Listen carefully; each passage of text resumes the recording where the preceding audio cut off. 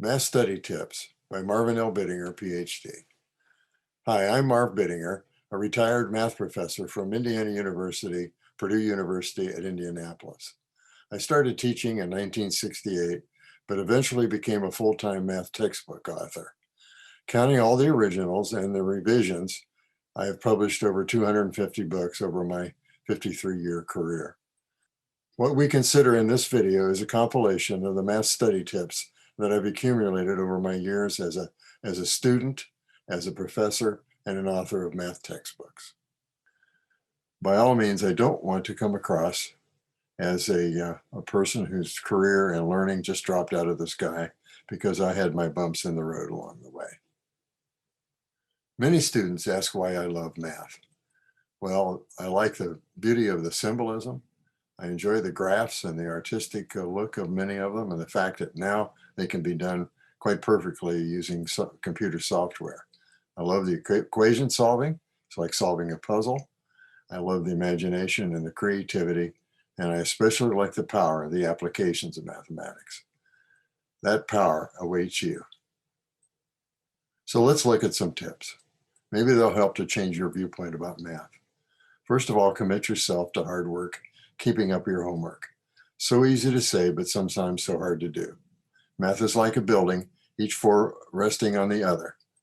It helps so much to keep up with what is being studied, otherwise your building may crumble. When you complete a lesson, sit back and think about the power you've obtained. Look for a pattern in it all. The pattern may flow something like this. You learn how to do manipulation.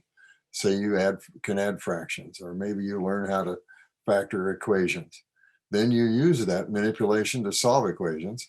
And finally, you use the equations to solve applied problems using the equation solving skill. What new powers have I obtained? That's what you want to look back on and feel good about obtaining them. There's a psychological concept I'd like to incorporate here. It goes like this: act the feeling and you'll eventually feel the action. Psychologists have shown this to work, and I think it applies well to math, and I think it's something you might try with yourself.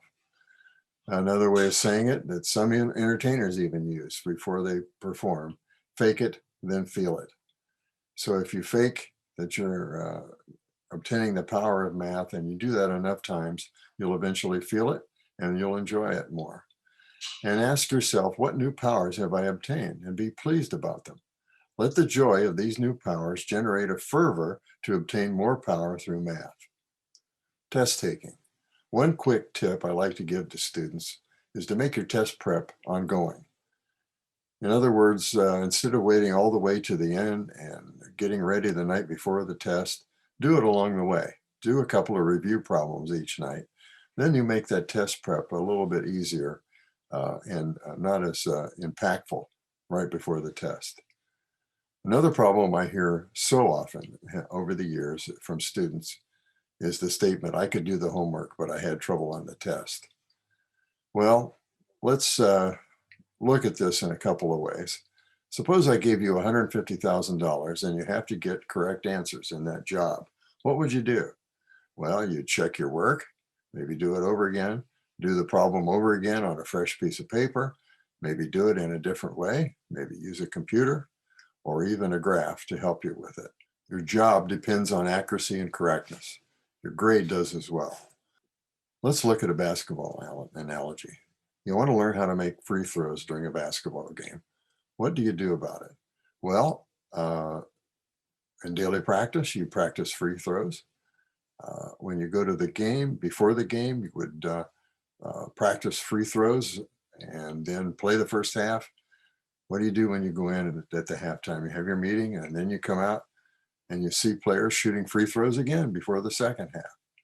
Well, it's an ongoing thing. And how do you get ready? Well, you do the same thing when you're getting ready for a test. You practice taking questions without answers. You do some before, you do some ongoing as you study for a course. Just make those questions without answers part of your daily work. Then you've practiced what's going on the test. That makes the test taking like something you've done and you feel more confident. Another tip about test taking, the fastest does not always win the race. Don't try to win the race to get your test in fastest. Win the race to turn the test in as correct as possible. It's sort of like the analogy with the tortoise and the hare. The hare might get to the finish line quicker, but the tortoise does it thoroughly and carefully. Early prep. I tried this in my teaching 25 or 30 years ago, and it's recently become more popular in some math teaching circles. It can be applied whether the regular course is doing it or whether a student just chooses to do it on his or her own. The usual pattern of learning math is to go to class and later review the notes, study the book, and do the homework. But for you, study one topic ahead. Go over the homework before you go to class. Then when you go to class, you've got a mental framework for the lecture. This tip depends on your being consistently early prepared. The big temptation will be to skip early prep. Your time at home would be spent reviewing your notes and doing your homework. And you may find you need not take as many notes. You listen more effectively to the professor. And remember, you only have to do this double studying once. Here's some assorted tips using technology. There's some wonderful free graphing software called Desmos. It's very powerful and can replace some graphing calculators. There's also instructional technology aids offered by publishers. There's some wonderful videos on the internet via YouTube. Some examples are entitled 3 Blue, 1 Brown, animated and excellent quality. Khan Academy has some great lectures, and there are departmental videos often on courses. And one special one you may not have discovered is some calculus tips by a gal named Krista King. So browse them and try things that you like, and I think it will help you, and it gives you an extra viewpoint on your lecture.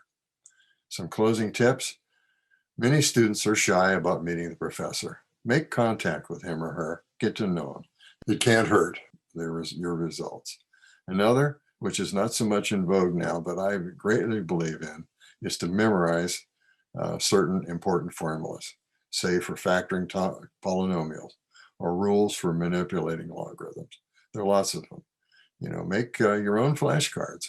One closing tip: math is power. Learn it with a fervor, revel in it, enjoy it, and best wishes in your studies.